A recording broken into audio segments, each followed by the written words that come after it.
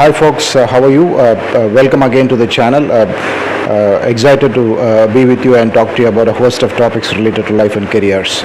Today I'm going to talk about a very specific and interesting topic in the context of attending interviews or attending job discussions at either a consultant's place or employer's premises.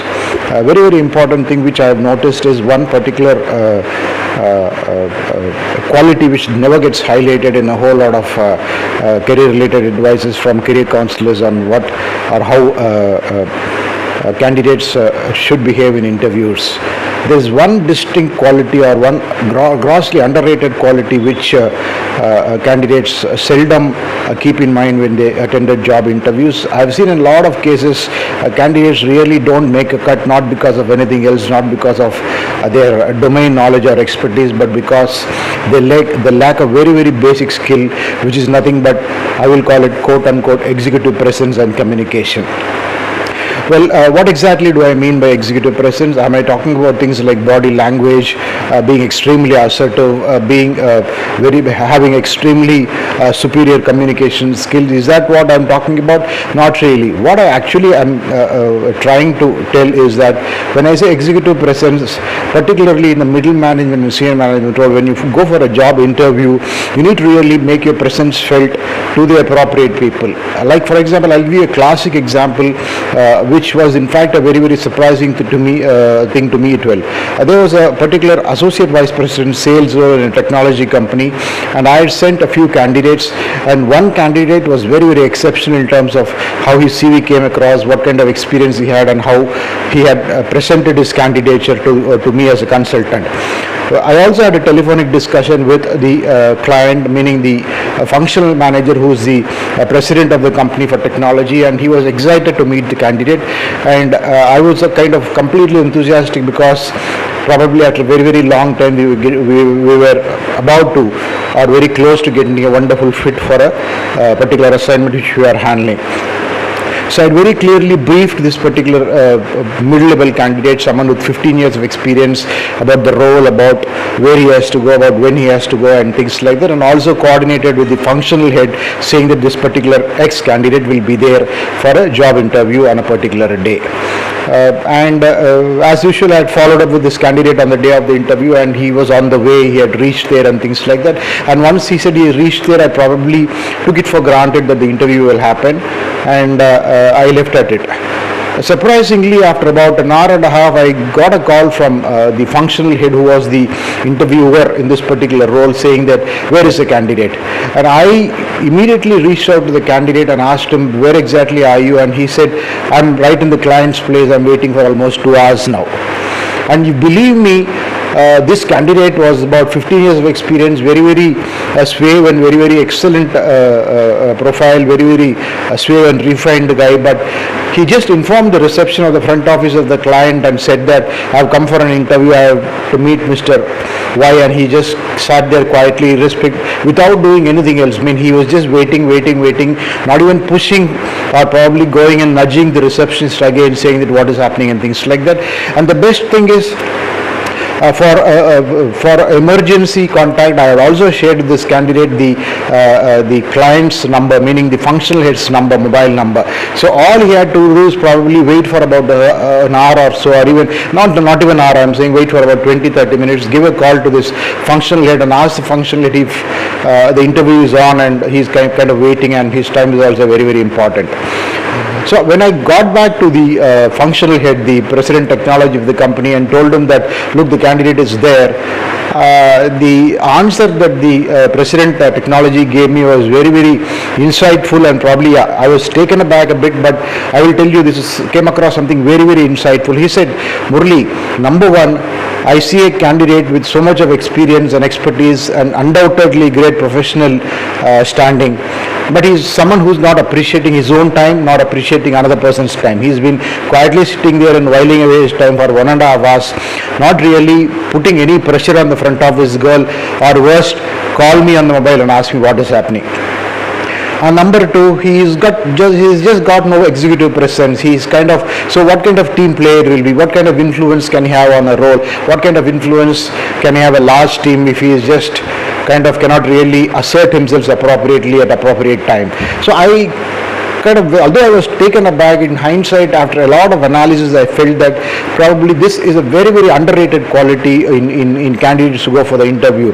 And again, here I'm not only saying people at the middle and senior levels, even the entry level. See, why do we take it for granted that people at the entry level have all the time to waste?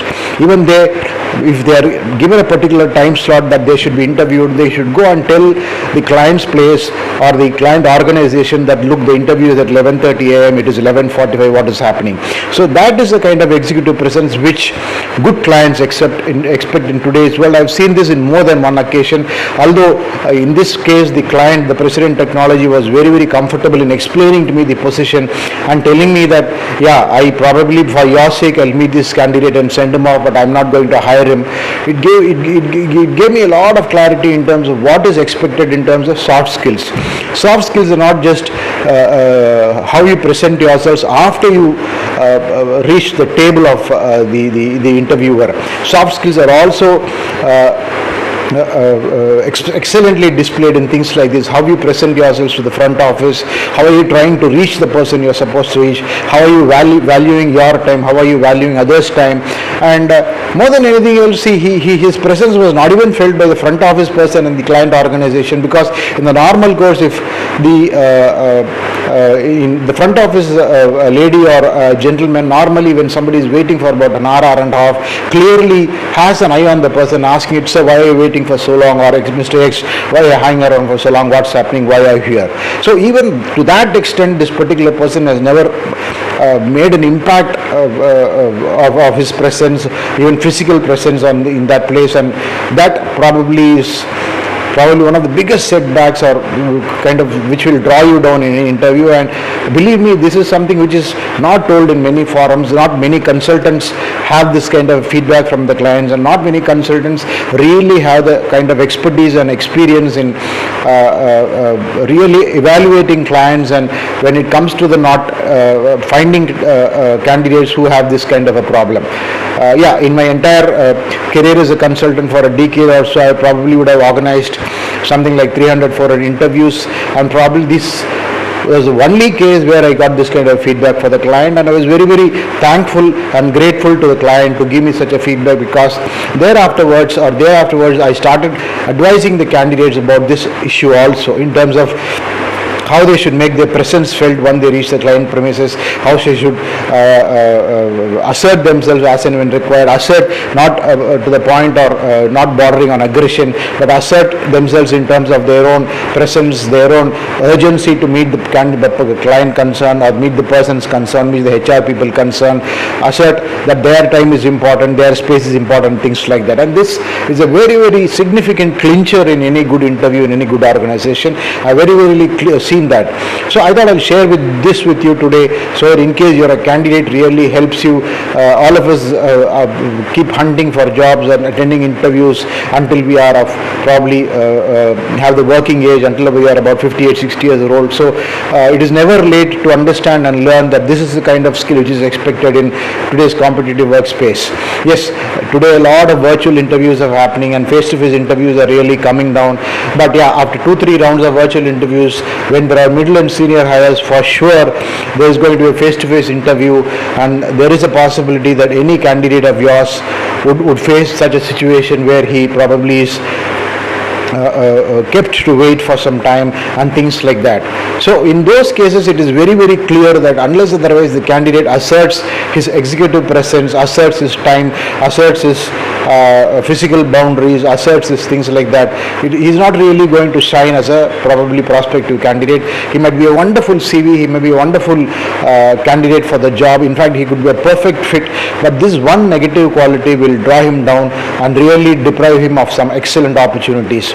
So I thought I'd share this with you as a very, very different perspective.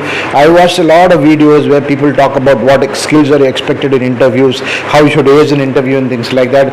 In fact, I myself have put some of the videos where I advise as to how interviews are to be aced and things like that.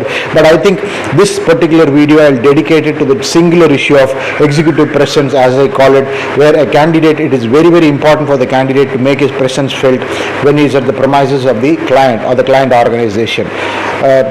Sure, you probably enjoyed this short insight. Do comment as to whether you come across situations like this. Also comment if you think this makes sense or not. Thanks for your time and have a wonderful week ahead. Very happy to interact with you, and I'll come back to you soon with another topic. Have a wonderful time ahead. Thank you.